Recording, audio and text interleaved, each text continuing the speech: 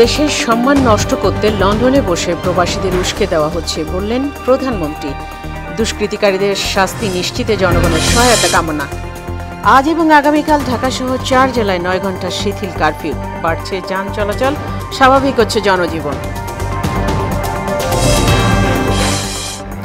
সাপ্তাহিক ছুটির দিনে উচ্চমূল্যে স্থিতিশীল রাজধানীর নিত্য বাজার। চড়া দামে বিক্রি হচ্ছে বেশিরভাগ পণ্য, দিশেহারা স্বল্প আয়ের মানুষ। এবং নারী এশিয়া কাপের প্রথম সেমিফাইনালে দুপুরে ভারতের মুখোমুখি বাংলাদেশ, সন্ধ্যায় দ্বিতীয় সেমিতে পাকিস্তানের প্রতিপক্ষ শ্রীলঙ্কা।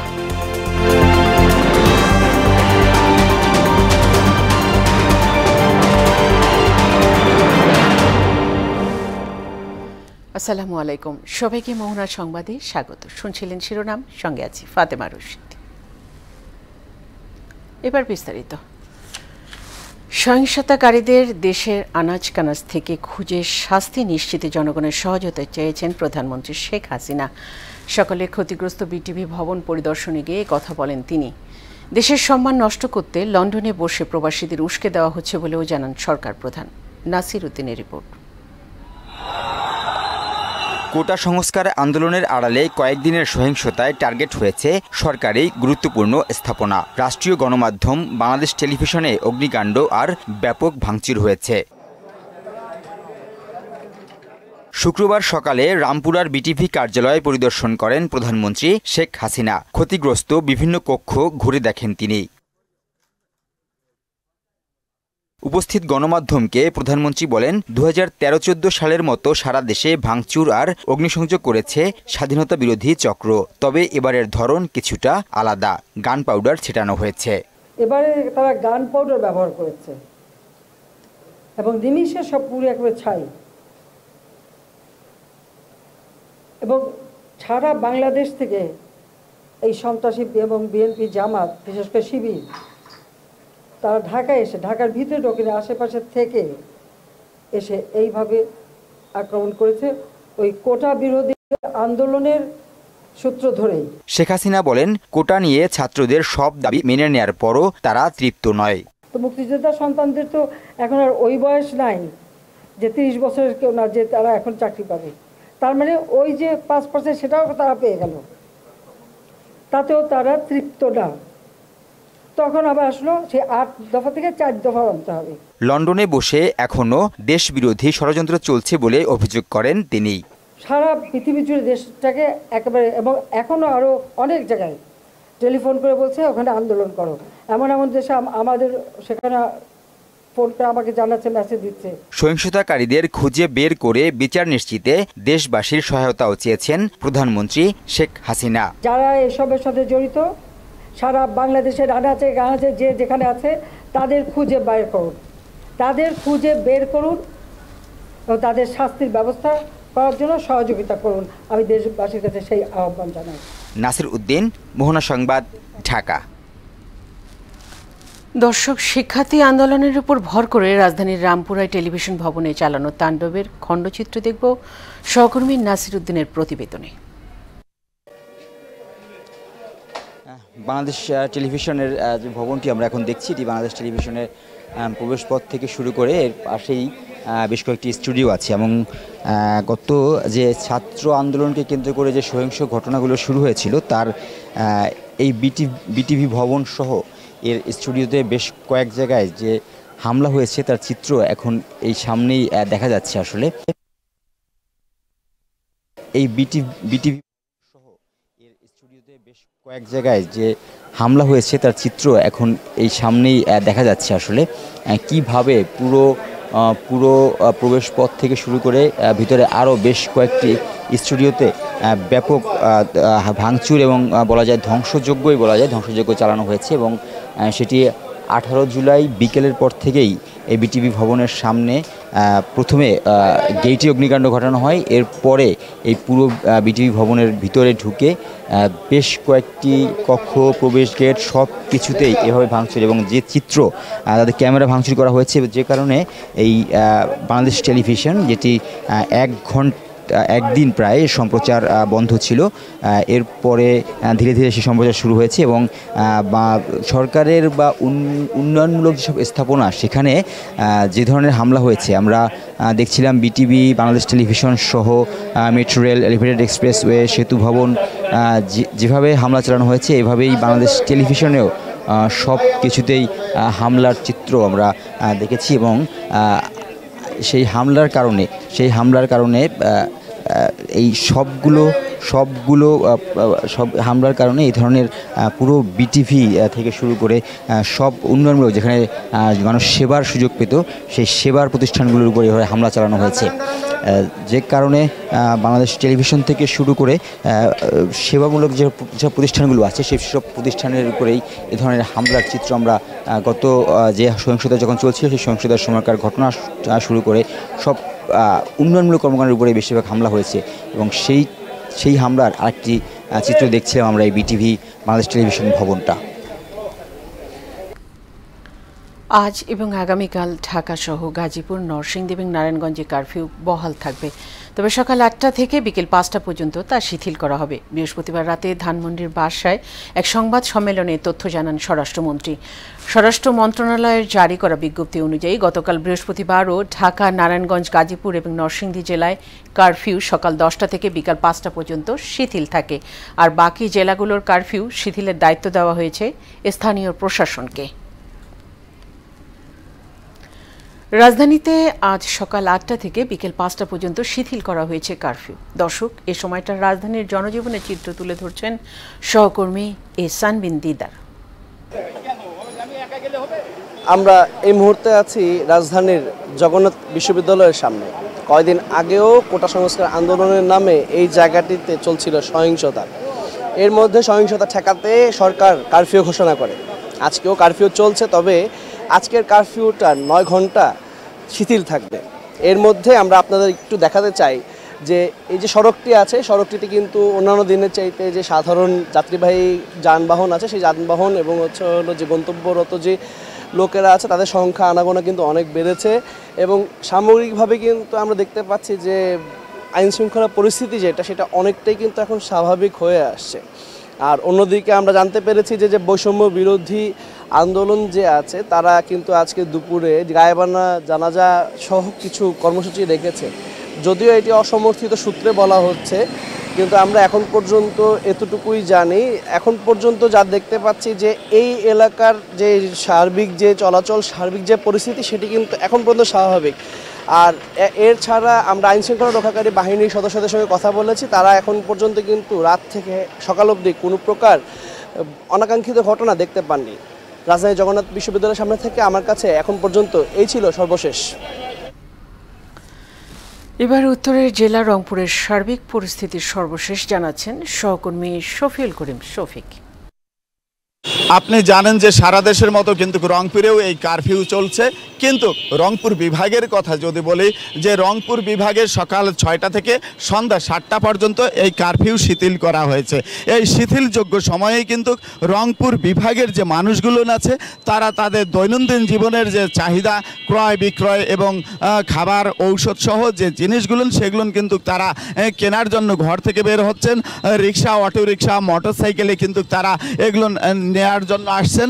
আরেকটি বিষয় বলে রাখি, গতকাল কিন্তু স্বরাষ্ট্র মন্ত্রণালয়ের যে মন্ত্রী আসাদুজ্জামান খান কামাল তিনি কিন্তু গতকাল রংপুরের এই যে দুষ্কৃতকারীদের হামলায় যে ভাঙচুর, অগ্নিসংযোগ, ক্ষতিগ্রস্তর যে বিভিন্ন সরকারি বেসরকারি প্রতিষ্ঠান স্থাপনা গতকাল কিন্তু পরিদর্শন করেছেন। তার সঙ্গে ছিলেন কিন্তু পুলিশের আইজিপি চৌধুরী আবদুল্লাহ আল মামুন এবং স্বরাষ্ট্র সচিব মোস্তাফিজুর রহমান। এই পরিদর্শন শেষে কিন্তু স্বরাষ্ট্রমন্ত্রী আসাদুজ্জামান খান কামাল বলেছেন যে একটি মহল এই দেশকে কার্যকর করার জন্য এই অগ্নিসংযোগ এবং এই তাণ্ডব ঘটিয়েছে। তাদেরকে চিহ্নিত করে কিন্তু তাদেরকে চিহ্নিত করা হবে। ইতিমধ্যেই কিন্তু জেলা প্রশাসনের পক্ষ থেকে একটি তদন্ত টিম গঠন করা হয়েছে যে কারা এই হামলা চালিয়েছে।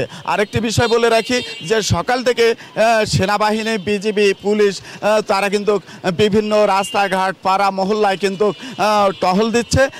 আর সকাল থেকে এখন পর্যন্ত কিন্তু কোথাও কোনো সভা সমাবেশ, মিছিল, মিটিং বা অপ্রীতিকর কোনো ঘটনার খবর পাওয়া যায়নি। এই ছিল রংপুর থেকে কারফিউর এবং স্বরাষ্ট্র মন্ত্রীর গতকাল যে এসেছিলেন তার সর্বশেষ তথ্য। সাপ্তাহিক ছুটির দিনে আজ উচ্চমূল্যে স্থিতিশীল রয়েছে রাজধানীর নিত্যপণ্যের বাজার। আন্দোলন, কারফিউয়ের সরবরাহ ঘাটতির প্রভাবে চড়ে যাওয়া বাজার যেন নিম্নমুখী হচ্ছেই না। তবে এরই মধ্যে কিছু সবজি তরকারির দাম কমলেও স্বস্তি ফেরেনি আলু পেঁয়াজের বাজারে। এ অবস্থায় সংসার চালাতে দিশেহারা হয়ে পড়ছেন নিম্ন আয়ের মানুষেরা। রাজধানীর বাজার ঘুরে আরও জানাচ্ছেন ওবায়দুল হক মারুফ। আন্দোলন, কারফিউ সহ চলমান অস্থিতিশীল অবস্থার কারণে দ্রব্যমূল্য কিছুটা বেশি হলেও গত কয়েকদিনের সরবরাহ ঠিক থাকায় ঊর্ধ্বমুখী বাজার কিছুটা নিয়ন্ত্রণে রয়েছে। বাজারে মুরগি, মাছ, ডিম, ডাল সহ নিত্যপণ্যের দাম সামান্য কম দেখা গেলেও স্থিতিশীল রয়েছে গরু, খাসির মাংস আর আলু পেঁয়াজের দাম।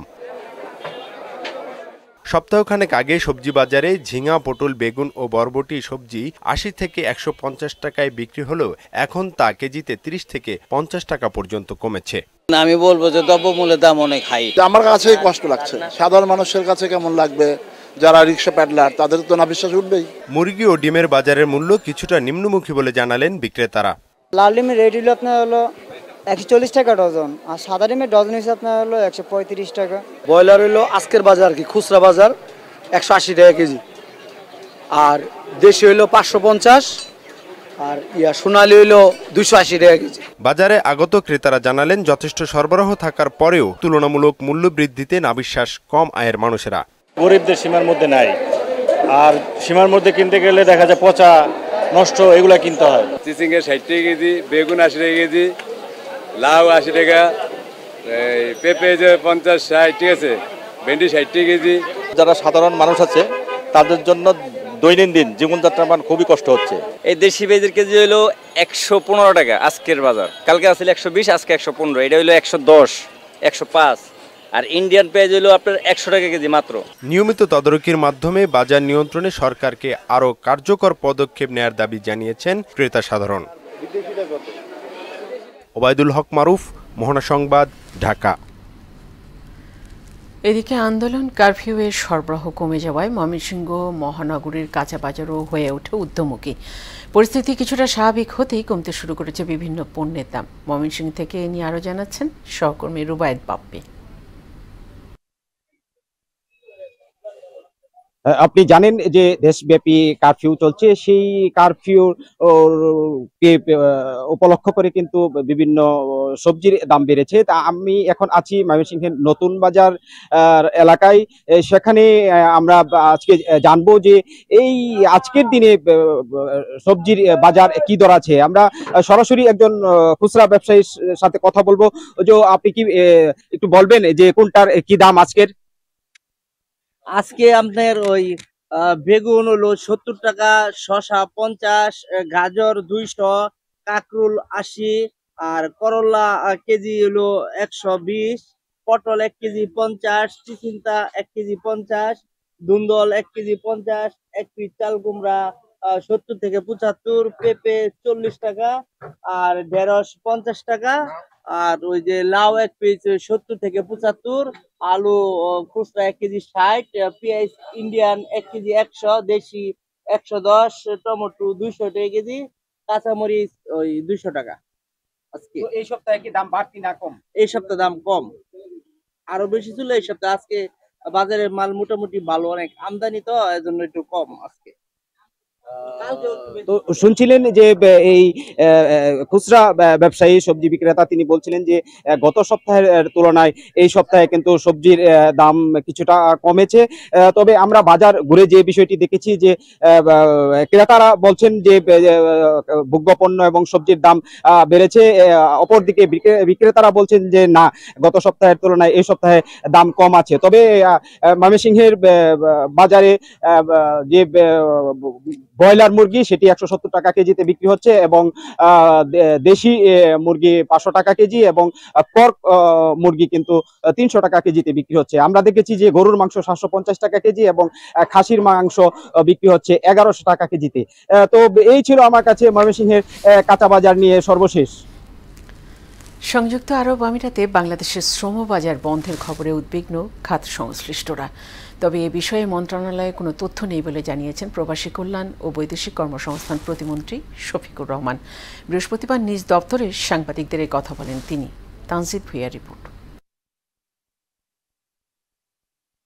সংযুক্ত আরব আমিরাতে বাংলাদেশের শ্রমবাজার বন্ধ এমন কোনো তথ্য মন্ত্রণালয়ে নেই বলে জানিয়েছেন প্রবাসী কল্যাণ ও বৈদেশিক কর্মসংস্থান প্রতিমন্ত্রী শফিকুর রহমান। বৃহস্পতিবার সাংবাদিকদের এমন জনশ্রুতির ব্যাখ্যাও দেন তিনি। তবে এমন খবরে উদ্বিগ্ন খাত সংশ্লিষ্টরা। দেশের রেমিটেন্স প্রবাহ বাড়াতে বিষয়টিকে গুরুত্বের সঙ্গে দেখার অনুরোধও জানান তারা। প্রধানমন্ত্রী যদি এই জিনিসটা নজরে রাখেন এই ব্যাপারটা, তাহলে খুব দ্রুত সমস্যার সমাধান হবে এবং প্রবাসী কল্যাণ মন্ত্রণালয়ের মাধ্যমে যদি আরব আমিরাতের দূতাবাসের সাথে এই ভিসার জটিলতা নিয়ে যদি কথা বলে, তাহলে আমার মনে হয় যে এটা সমস্যার দ্রুত একটা সমস্যার সমাধান হবে। এখন নতুন করে যে ভিসাগুলো হচ্ছে, ম্যানপাওয়ার হচ্ছে, এসব যাত্রীরা যাইতে পারবে না। সুতরাং আমরা সরকারের কাছে বিনীতভাবে অনুরোধ জানাচ্ছি যে যেন দুবাই সরকারকে রেমিটেন্স যোদ্ধা যাওয়ার ব্যাপারে সহযোগিতা করে। বিভিন্ন দেশের সঙ্গে শ্রমবাজার বৃদ্ধির বিষয়টি সরকার গুরুত্বের সঙ্গে দেখবে বলে আশা প্রকাশ করেন বায়রার এই নেতা। শুধু আমাদের প্রবাসী ভাইদেরকে অনুরোধ জানাবো, আপনারা যারা বিদেশে আছেন, বিশেষ করে মধ্যপ্রাচ্যে এবং যেসব দেশে আইন কানুন অত্যন্ত একটা খুব কনজারভেটিভ ইয়েতে আছে, স্ট্রিক্টলি মিছিল, মিটিং, সমাবেশ এগুলো খুব রেস্ট্রিক্টেড, সেখানে এই জাতীয় কোনো কিছু যাতে পদক্ষেপ না নেওয়া হয়। দেশের বাইরে আইন বহির্ভূত কর্মকাণ্ড কোনো দেশই মেনে নেবে না জানিয়ে প্রবাসী কল্যাণ প্রতিমন্ত্রী বলেন, বিষয়টিকে গুরুত্ব দিয়ে কাজ করে যাচ্ছে সরকার। প্রত্যেকের জানা উচিত যে দেশে বসবাস করবেন সে দেশের ল অ্যান্ড অর্ডার মেনে চলতে হয়।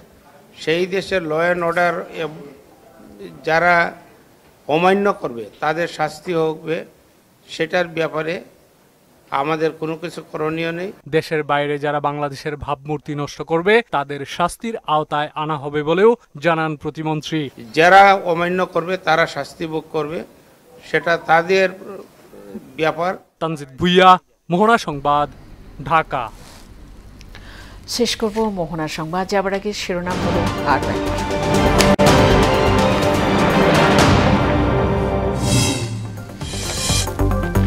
দেশের সম্মান নষ্ট করতে লন্ডনে বসে প্রবাসীদের উস্কে দেওয়া হচ্ছে বললেন প্রধানমন্ত্রী। দুষ্কৃতিকারীদের শাস্তি নিশ্চিতে জনগণের সহায়তা কামনা।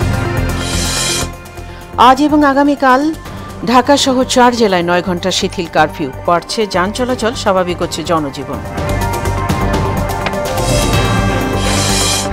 সাপ্তাহিক ছুটির দিনে উচ্চ মূল্যে স্থিতিশীল রাজধানীর নিত্য বাজার। চড়া দামে বিক্রি হচ্ছে বেশিরভাগ পণ্য, দিশেহারা স্বল্প আয়ের মানুষ। এবং নারী এশিয়া কাপের প্রথম সেমিফাইনালে দুপুরে ভারতের মুখোমুখি বাংলাদেশ, সন্ধ্যায় দ্বিতীয় সেমিতে পাকিস্তানের প্রতিপক্ষ শ্রীলঙ্কা।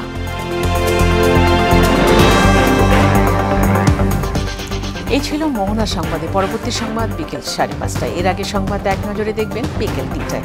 মোহনার সবশেষ খবর জানতে ভিজিট করুন www.mohana.tv। সংবাদ দেখতে পারেন ফেসবুকে, ইউটিউবে। এতক্ষণ সঙ্গে থাকার জন্য সবাইকে ধন্যবাদ।